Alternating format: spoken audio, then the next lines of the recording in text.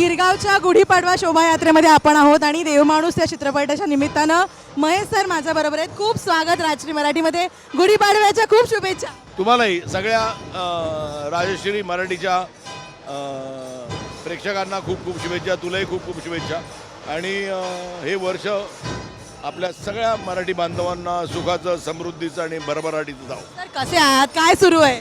मी माइंडलो हेच सुरू आहे. आता देव माणसाचं प्रमोशन सुरू आहे. पण म्हणजे प्रमोशन असो नसो मी हा दिवस इथे चुकवत नाही.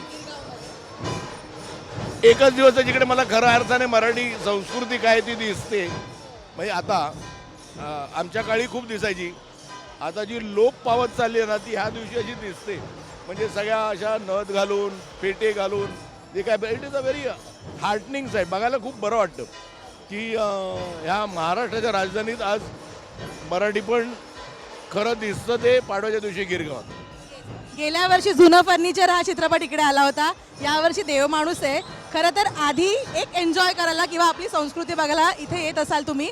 आता चित्रपटाचं प्रमोशन सुद्धा होतं राईट. हा बदल मला कसा? ते दुग्ध शर्करा युग आहे. पण मला बेसिकली ते यायला आवडतं. प्रमोशन ही ॲडेड ॲडव्हान्टेज आहे. पण हे जे बघायला मिळतं ते कुठे बघायला मिळणार आहे? म्हणजे मी कायम म्हणतो की जसं दिल्लीत प्रजासत्ताक दिनी सगळे सर्वच जातात ना तोच काय म्हणतात त्याला वाईब इथे असतो. म्हणजे लोक येतात घरातनं बाहेर का सकाळी 7:30 लोक इथे येतात आणि नटून थटून येतात आणि मराठी पण जपून येतात. तर त्यामुळे हा दिवस इज मी चुकवत नाही कधी इथे येणं. पण सर आत्ता हे पोस्टर उदयपूरला होतो मी. कुठून यायचं मी एक दिवस तरी इथे येतो. हा जो लुक दिसतोय देवमाणूसचा हे वेगळं आहे काहीतरी. जुनं फर्निचरमध्ये एक वेगळं रूप बघितलं. या चित्रपटामध्ये एकदमच वेगळं आहे. काय आहे? एक वारकरी संप्रदायातला ग्रस्त आणि त्याची बायको अप्रतिम काम केलं रेणुकाने. तर ते म्हणजे काय आहे आज जेव्हा तुमच्यावरती अन्याय होतो ना तुम्ही कसे रिॲक्ट करता. तर तो एका कुटुंबासाठी कसा रिॲक्ट करेल ते दोघं. हा सिनेमा आहे. बेसिक फार सांगू शकत नाही सिनेमाबद्दल. पण एवढंच सांगू शकतो की माझा हल्ली काय म्हणतात त्याला लक बरं झालं आहे. मला बरे रोल मिळतात. या वयातही मला वाटलेलं आता मी रिटायरमेंट घ्यावं पण मिळतात बाबा. तुम्ही रिटायरमेंट बद्दल बोलला तर कसं चालेल? तसं नाही का. म्हणजे ॲक्टिंगमध्ये मी डिरेक्शन करत होतो. मला ॲक्टिंगची आवड होती खूप आधी. पण ज्यावेळेला मिळतं म्हटलं चला जे मिळतं तर अशा वेळेला एक चांगला रोल मिळणार. हे खूप चांगले ॲक्टर आहेत ग माझ्या वयाचे.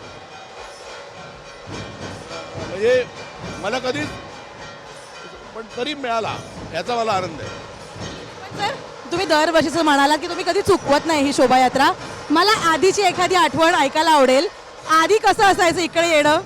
मी म्हणतोय मी इथे माझं कॉलेज होतं. मी 76-77 इथे भवन्सला होतो. मी आता हे जवळजवळ 50 वर्ष आली. हे जे काय म्हणतात ना मुंबईनं आपण म्हणायचो सोन्याची होती.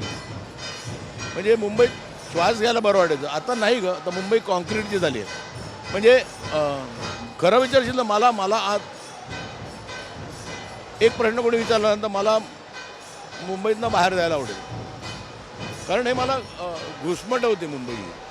हे कॉन्क्रीटचं जंगल मला घुसमट होतं. मला म्हणजे मी आता कधी गावी गेलो कोकणात गेलो किंवा आपल्या पश्चिम महाराष्ट्रात गेलो तर तिकडे श्वास घेतानाही लक्षात येतं की आपण इथे काय जगतो.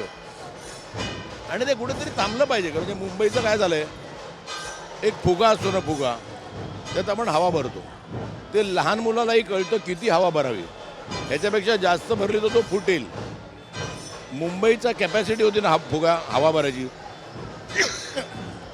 त्याच्या 5 पट हवा भरली.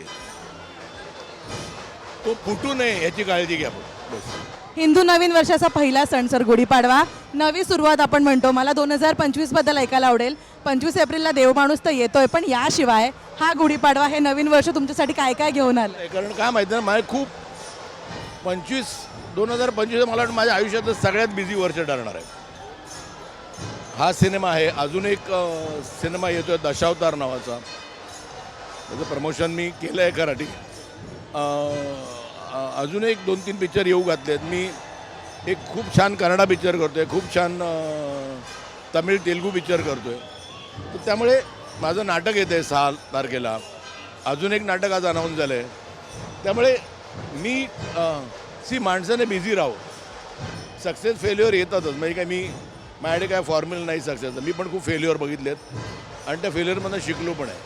त्यामुळे ॲक्च्युली ना सर, हेच तुमचं बोलणं नेहमीच इन्स्पायर करत असतं, मला अफाट एनर्जी देत असतं. Thank you so much. गुढीपाडव्याच्या खूप शुभेच्छा पुन्हा एकदा. धन्यवाद. हॅपी गुढीपाडवा.